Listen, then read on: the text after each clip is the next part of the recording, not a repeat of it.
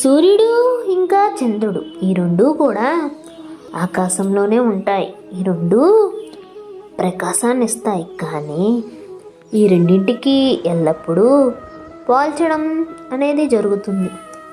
ఎవరు ఎక్కువ చల్లగా ఉంటారు, ఎవరు ఎక్కువ వేడిగా ఉంటారు, ఎవరు అధిక తేజస్సు కలవారు, ఎవరు అధిక కాంతివంతులని.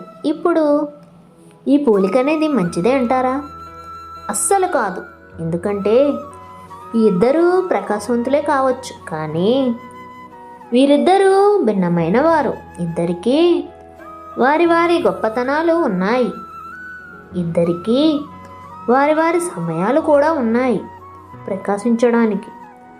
అందుకే వీరిని పోల్చడం సరైంది కాదు. ఇక ఇదే విధంగా మన జీవితంలో కూడా ఒకరితో పోల్చడం మంచిది కాదు. మిమ్మల్ని మీరే వేరే వాళ్ళతో ఎప్పటికీ పోల్చుకోకండి. ఒకవేళ ఎవరైనా వేరే వాళ్ళతో మిమ్మల్ని పోలిస్తే దాని గురించి మీరు ఆలోచించవద్దు. ఎందుకంటే ఈ పోలిక కారణంగా మనల్ని మనం హీనంగా చూసుకోవడం వల్ల మనకు జరిగే మంచి లేదు.